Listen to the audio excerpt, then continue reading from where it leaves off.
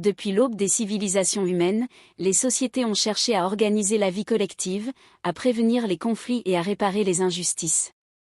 Bien avant l'apparition des tribunaux modernes, des codes écrits et des constitutions, les communautés humaines avaient déjà mis en place des systèmes de justice traditionnels, profondément enracinés dans la culture, la morale, la religion et les coutumes locales.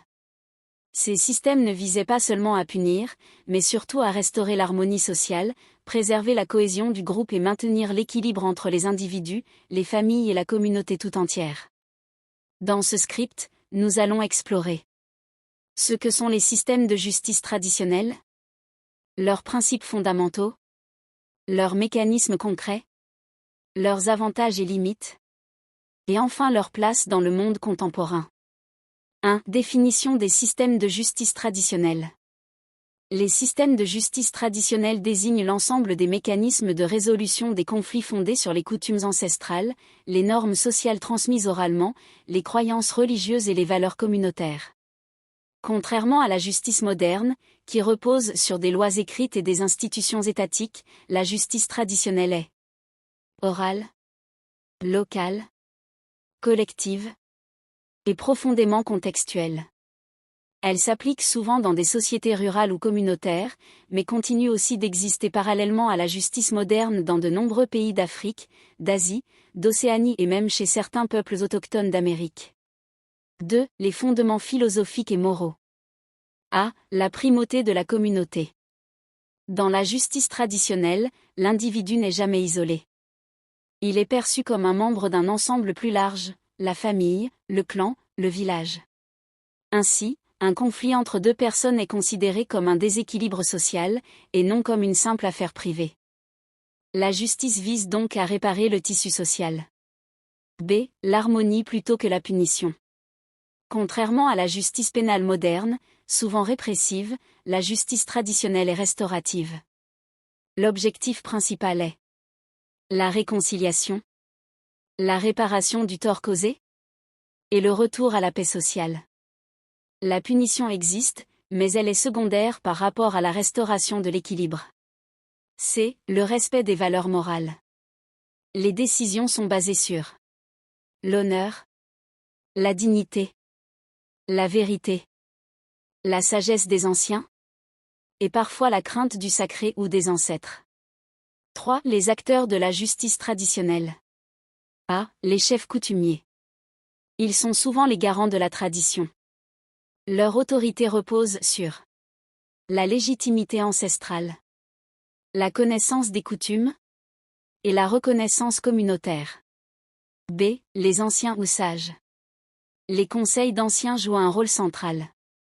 Leur expérience de la vie est considérée comme une source de sagesse supérieure aux textes écrits. C. La communauté. La justice traditionnelle est rarement secrète.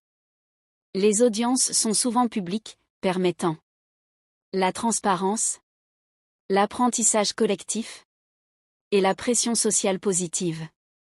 4. Les mécanismes de résolution des conflits. A. La médiation. La médiation est le mécanisme le plus courant. Un tiers respecté écoute les parties, encourage le dialogue et aide à trouver un compromis acceptable. B. La réparation. La réparation peut être matériel, bétail, argent, récolte, symbolique, excuse publique, ou social, service rendu à la communauté. C. Les rituels. Dans certaines cultures, des rituels accompagnent la réconciliation. Libation, serment, sacrifice symbolique, prière aux ancêtres. Ces rites renforcent la dimension sacrée de l'accord. D. Les sanctions sociales. Au lieu de la prison, les sanctions peuvent inclure la honte publique, l'exclusion temporaire, la perte de statut social. 5 exemples de systèmes de justice traditionnels. A. En Afrique. Chez les Akan, les Mossi ou les Armasongaï, les conflits sont souvent réglés par le chef de village et le conseil des anciens. L'accent est mis sur la parole, la vérité et la réparation. B. En Asie. Dans certaines régions d'Inde ou d'Indonésie, les conseils villageois règlent les litiges fonciers, familiaux et sociaux. C. Chez les peuples autochtones. En Amérique ou en Australie, la justice traditionnelle est liée à la terre, aux esprits et aux ancêtres. 6. Avantages des systèmes de justice traditionnels, 2 minutes. Les principaux avantages sont: accessibilité, pas de coûts élevés. Rapidité. Compréhension culturelle. Réduction des conflits violents. Renforcement de la cohésion sociale. Ils permettent aussi une justice plus humaine, adaptée aux réalités locales. 7. Limites et critiques. Malgré leur qualité, ces systèmes présentent des limites. Discrimination possible envers les femmes ou les jeunes. Absence de garanties juridiques modernes. Pression sociale pouvant étouffer la liberté individuelle. Incompatibilité avec certains droits humains universels. C'est pourquoi un équilibre est nécessaire. 8. Les systèmes traditionnels face à la justice moderne, 1 minute. Aujourd'hui, de nombreux États reconnaissent partiellement les justices traditionnelles, notamment pour les conflits mineurs, les affaires familiales, la médiation communautaire. L'enjeu est de concilier tradition et modernité, sans effacer l'identité culturelle.